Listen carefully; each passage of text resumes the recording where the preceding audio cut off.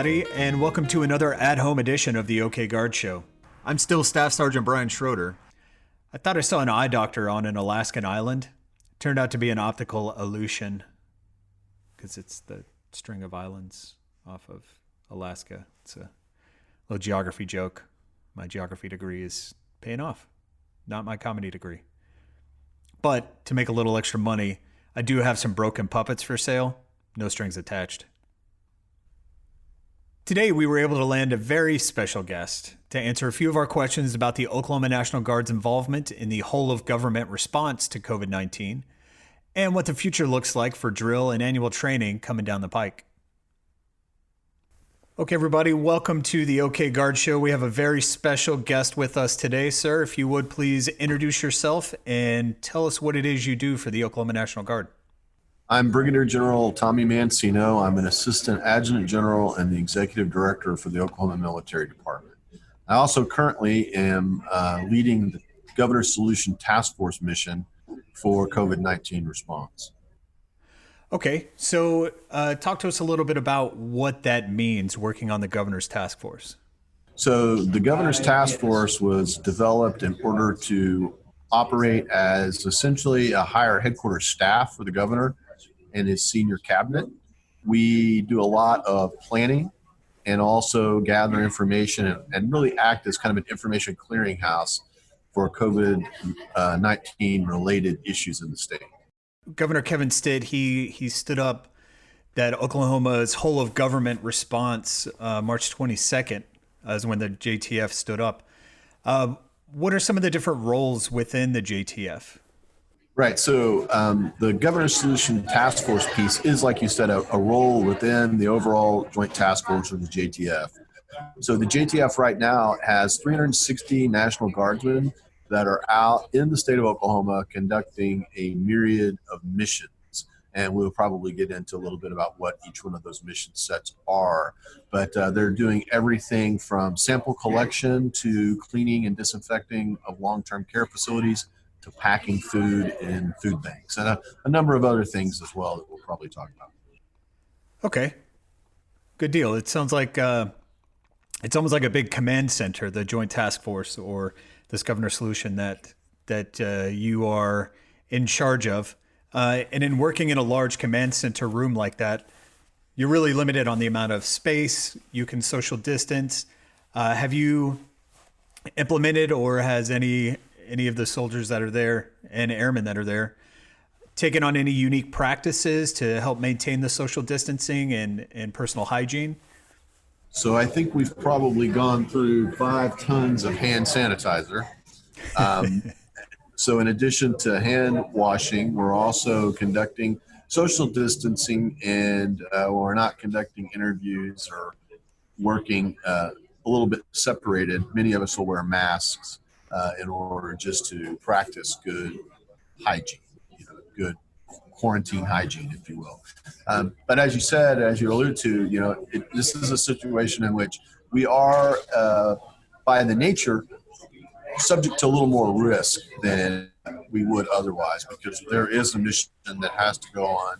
And so our soldiers and airmen come to work gladly, even during the worst times of the pandemic, when there was a lot of unknowns about the disease and its progression and who it was affecting. And they still came to work every day, did their job, and very proud of that.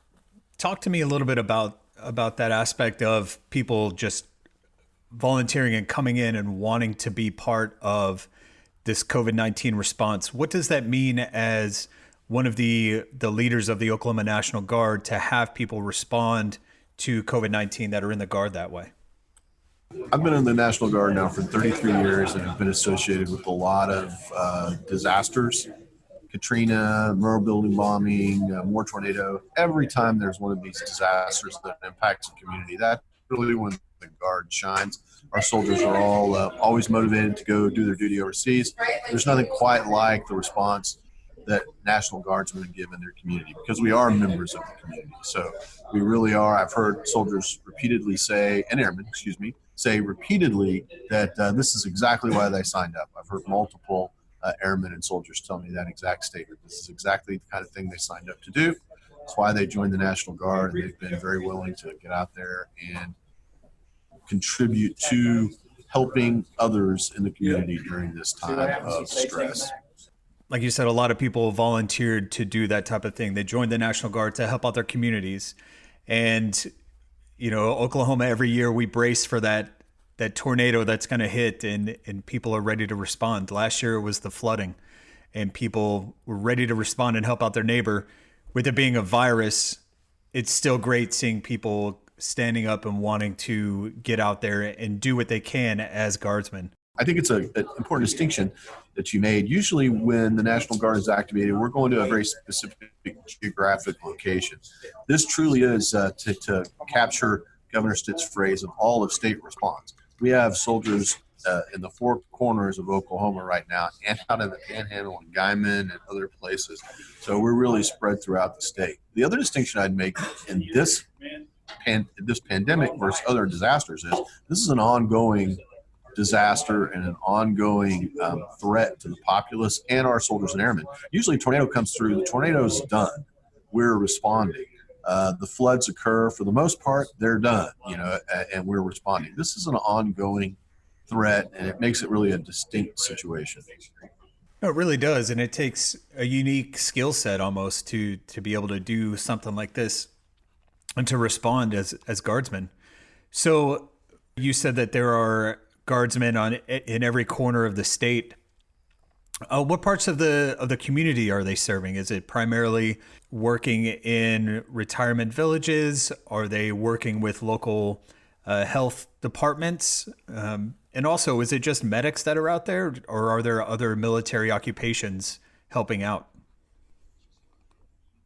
So all of the above, and it's definitely more than just our medics, although our medics are doing a great job. We have soldiers and airmen that are running the gambit of mission sets. Like I said, the main mission sets that we have out there right now are here at the headquarters, or the MAC, as we call it, for Multi-Agency Coordination Cell. That's the official name of what we do here. Those are mostly staff officers. Out in the field, we have airmen at the two regional food banks, one in Oklahoma City and one in Tulsa, and they are out there setting efficiency records. They've packed more than 1,200 cases of food, totaling 700,000 pounds of food to be shipped throughout the state. We've cleaned in excess now of 30 nursing home facilities or long-term care health facilities. And as you indicated, our medics and other support staff are out there. They've driven more than 100,000 miles and delivered more than 20,000 virus samples throughout the state.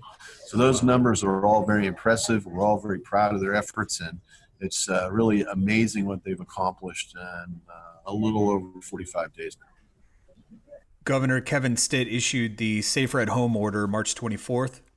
31 days later, the governor began the 3-phase reopening of the state, with phase 2 set to start May 15th. Does this mean that the coronavirus is gone and Guard members are no longer needed to assist the community?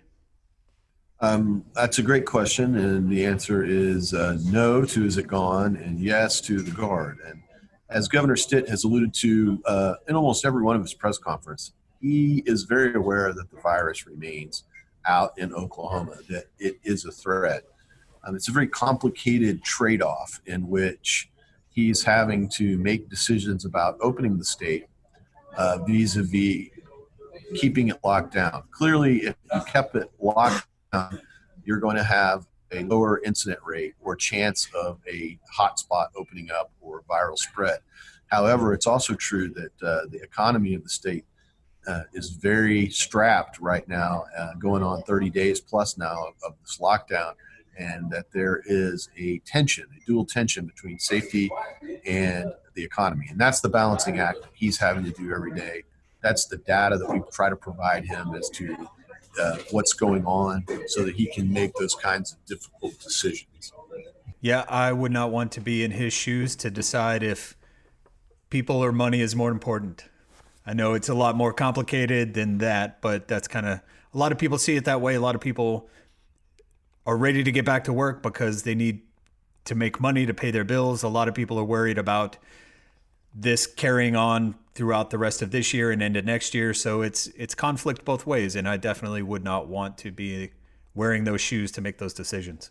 The very first thing I said when I walked into the headquarters and gathered my staff for the first time, I said that everything that we do before this pandemic hits, because this was even before it had actually officially hit here in Oklahoma, I said, well, you will be considered paranoid.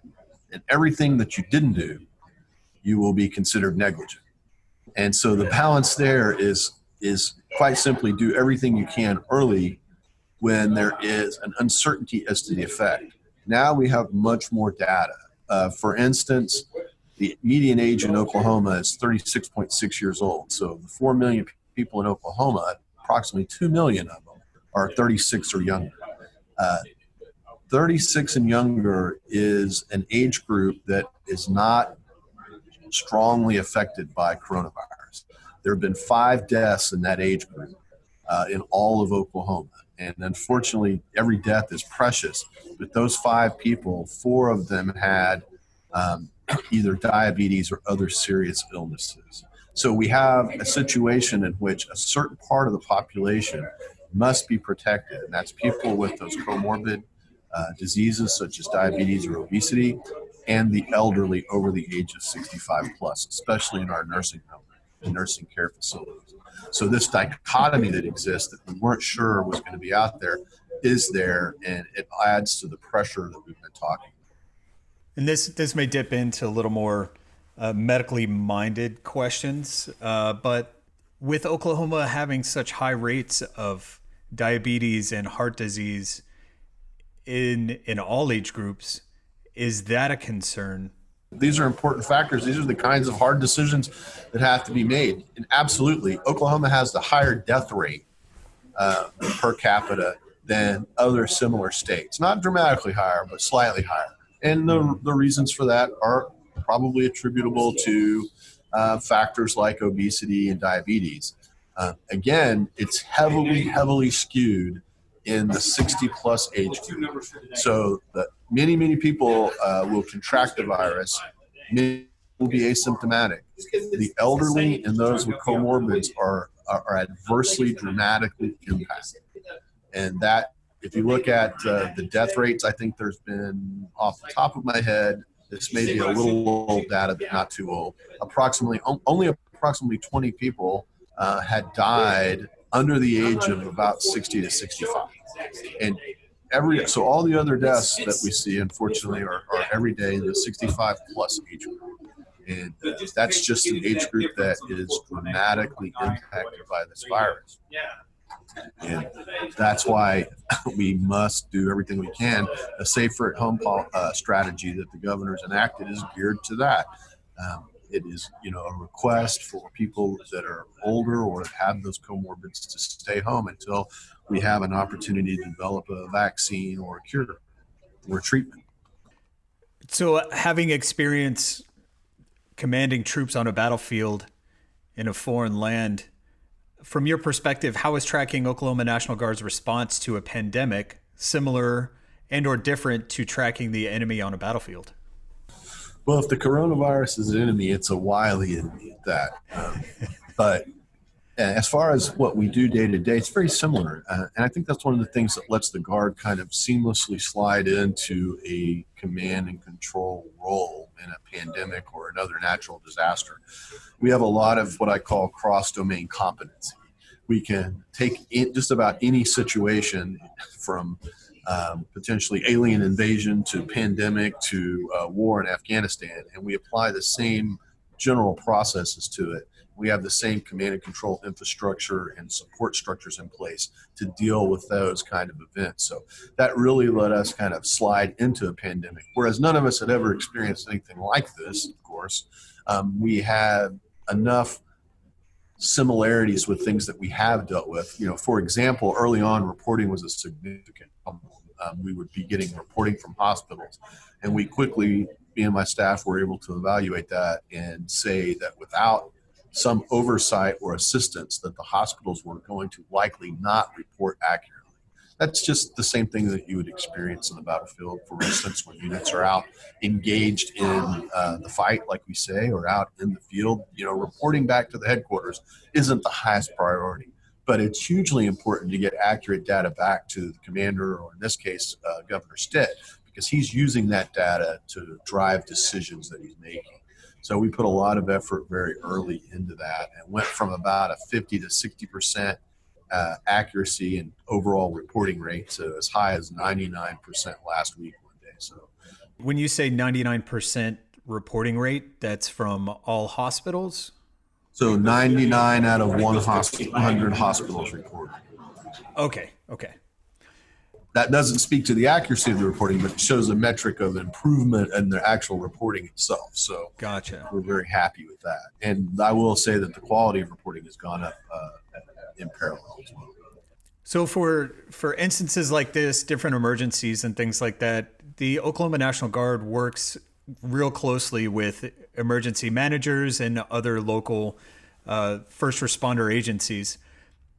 Does the Oklahoma National Guard, in working with those agencies, did they have a contingency plan for something like this? Because like we spoke about, tornadoes are very common in Oklahoma, so there's always an annual conference, or you're always staying up to date on those types of TTPs, if you will. Was there anything like that for responding to a pandemic? There was, but another Okay. common saying we have in the Army or in the military, is that no plan survives first contact with the enemy. In this case, again, that enemy being the virus, COVID-19, and it's a very wily enemy. And the plan, I would say, quickly did not survive contact with the enemy. And you might wonder why. We have plans for all kinds of disaster contingencies in Oklahoma. But the scale and scope of this was unprecedented. I mean, a tornado, as I said, usually hits a city or a county and is isolated geographically. So we can respond and bring all the resources to bear on that. Here, all the resources were needed everywhere at the same time. And the plans just broke down under that weight. But we have been working with the emergency managers in each of the counties through Mr. Gower here, who's the state emergency managing officer and coordinator, and his office is a close partner with ours. The lead agency in pandemic is actually the Oklahoma State Department of Health, and we've just had a great relationship. We've got Colonel Keith Reed, who is a deputy at the health department and is also a colonel in the Air National Guard, and that's just something that we've been able to bring to bear in multiple instances where we've had key players in the emergency response community also being the National Guard. And that's just dramatically improved our ability to operate and respond to this pandemic. Okay. So with us closely approaching the second phase of the three-phase reopening of the state, what does this mean for Title 32 and Title 5 employees, active Guard Reserve employees, and state employees? Is there a gradual phasing in of workers? Yeah, so the current plan, as articulated just today, it came out today as a matter of fact, is that guardsmen will be returning to work on the 18th, I want to say, if I've got that right. And that'll be state employees as well as federal technicians and Title 10 AGR. As far as what it means for Title 32, I think we're still that's still a little bit up in the air as to the immediate future of drill status and ATs. With all that's being worked out, my personal opinion is you will see us transition back to a normal or relatively normal drill status. We may take certain common sense precautions and other things, but we do maintain a need to conduct training and operations, and I think we'll continue to do that. Again, the median age of 36.6 years and younger. The majority of our soldiers are healthy. They fall into that category. Should they be infected with COVID-19, and they may or may not even be symptomatic. If they are symptomatic, it would probably be like the worst case of the flu they've ever had. That being said, I don't want anyone to go out and think that they can haphazardly violate social distancing rules or not wear a mask, et cetera. The reason we do a lot of those things, if you're in that age group, is to protect those in those populations, your mother, your father, your grandmother, your grandfather, sister, or somebody in your family or near peer group that may have a comorbid. So not saying that, however, I'm saying I think that we can get back to a semblance of normalcy as far as drills and operations go with a few common sense precautions. Okay. And I'm over 50, so I'm not in that group. So you had mentioned common sense precautions. Common sense is kind of one of those things I feel like that is up to interpretation these days. What would you say are common sense precautions that you will recommend the Guard take as we come back together as a unit?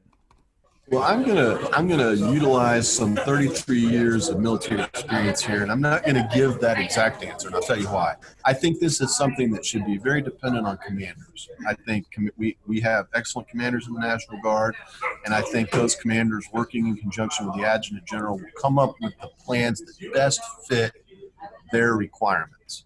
Clearly, we have some units that simply don't need to go to the field or be in close proximity with each other to get their job done. Those units should act differently than those that are maybe the infantry brigade that's planning for an AT in preparation next year to go into NTC, or units that may find themselves still going into combat in the next 12 to 18 months on a deployment. So each individual unit needs to assess its requirements and have its commanders come up with an appropriate plan. I could give you an example of maybe in the headquarters that we would maintain social distancing and wear masks and maybe even work from home or do a virtual drill. That may very well work for the JFHQ headquarters staff. It would be a very different situation in the Charlie Company 179. So we need to let each commander have some flexibility.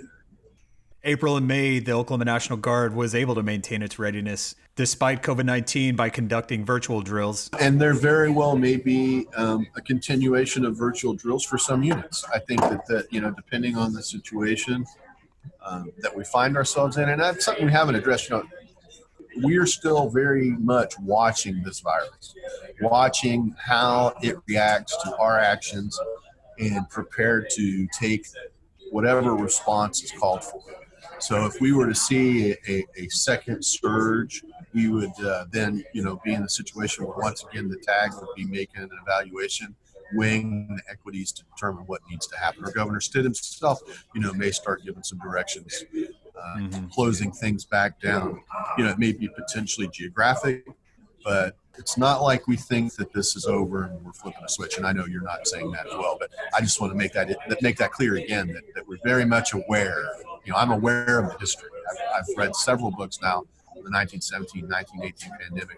I understand the epidemiological theory behind it, and I understand that the epidemiologists are all warning us that we may face an additional wave, especially in the fall, and we're just watching it and evaluating it. And just like the governor is, he's doing the best, making the best decisions he can with the information he has on hand for Oklahoma, and we're doing the same thing for the National Guard. We're staying on top of the fight, making sure that we know when to respond and how to respond appropriately if things do kick back off later on. So that's good information for everybody to know. So in your opinion, when do you think life will get back to normal, and what do you think that will look like? I think that's hard to say. I think there will be periods of normalcy that we go through this summer. If there is a possibility, again, I have no knowledge, but a possibility that the virus may retreat during the summer months and return in the fall, potentially with a vengeance. So this summer, there may be periods of relative normalcy. I think a lot of what will happen will depend on our ability to create vaccines or treatments that are effective, especially in those most at-risk populations that we've talked about. And we just need to see how well people can adapt to this new situation. However, I am a strong proponent and believer in that we will get back to what quote unquote is normal relatively soon. And that may be a year, but that'll be when you're 50. It's a year isn't as long as it is when you're 18. What positives do you see coming out of all of this? A lot of people have suffered many hardships, whether it's losing a job, not being able to work, perhaps even losing loved ones to the virus. What positives do you see coming out of this whole situation that we now find ourselves in? I do hope that it has rejuvenated a sense of community or a sense of oneness, that we are all in this together. I know that catchphrase that's been bannered around, but I do think it's true. A pandemic crosses political lines, it crosses socioeconomic lines, it affects all of us. Um, and like you said, we as a community, we just really have to come together and support those that have lost loved ones or that have lost jobs. And I think we will. I really think, especially in the economic context, this is all my personal opinion. I think that we will see a strong resurgence economically as we are able to open back up with a phased approach. And what will stymie that, or at least slow it down, would be another major resurgence of the virus. The issue with the resurgence of the virus is twofold. One is if it gets into populations that are susceptible, 65 plus, or those individuals that have comorbids, then it can be a devastating and deadly virus. If we can protect those populations, limit the exposure of everybody else, and keep the overall case count at a relatively controllable or manageable level, then I hope that we can buy the time necessary to develop those vaccines ultimately and treatments. Yeah, it's really tough to say. You want to be positive about it, but you also have to have a bit of realism. And honestly, my hope for the whole thing is that people come out, like you were saying, and have a better sense of community. And we really do rely on each other, regardless of, as you said, the virus doesn't discriminate against political views, religious views. It just attacks human beings. So hopefully we can come together more so as human beings once this is all done. So what recommendations do you have for Oklahomans as we venture back into public communal life? My recommendation, I would just parrot some of the things that you said too, and that we've spoken about together, is be vigilant. Keep an eye out. The virus has not gone away. If you expose yourself unnecessarily to risk and you are in that 36 and younger age group, let's say, just be aware that while you may not suffer a devastating impact from the virus itself, you may transmit those to others that do. So I would hope everyone continues to follow the guidance that's given. It's given for a reason. It's good medical guidance. It's somewhat simplistic sometimes, but wash your hands, use your gel, and wear a mask if you're in public, and try to maintain that if you can't maintain social distancing, wear a mask. I think those are all common sense, easy things we can all do to not stop the spread of the virus, but to slow it, to keep it from getting out of control and once again threatening the capacity of our healthcare system to tend to those that are sick. Great words of wisdom, sir. General Mancino, we appreciate you coming on the show today. Is there anything you would like to add? Just a shout out, if you will, if I can say that, I'm over 50 again, to our soldiers, airmen, and all of the people that are on the front lines, the healthcare workers, those workers that are working in the long-term care facilities. They're oftentimes overlooked, but they do yeoman's work, and all of those folks are my personal heroes. They have just simply come up to do an outstanding job in a very dangerous environment during a dangerous time. I couldn't be more proud of all of them. Outstanding, sir. Well, thank you again for coming on the show and giving us a little bit of your time and some insight as to what the Oklahoma Guard is doing to help out all of Oklahoma during this COVID pandemic. My pleasure. Thanks. Thank you for joining us today. Please make sure to like the Oklahoma National Guard on Facebook, Twitter, Instagram, and see more of our photos of our Oklahoma National Guard men and women working the front lines of COVID-19 response in Oklahoma on our Flickr page. Also, make sure to subscribe to the Oklahoma National Guard YouTube page and stay up to date with the latest The OK Guard Show release on Podbean or any platform you use to get your podcasts. If you have a suggestion for the point of the episode, please send us a message on social media. Until then, have a great, healthy, and safe day.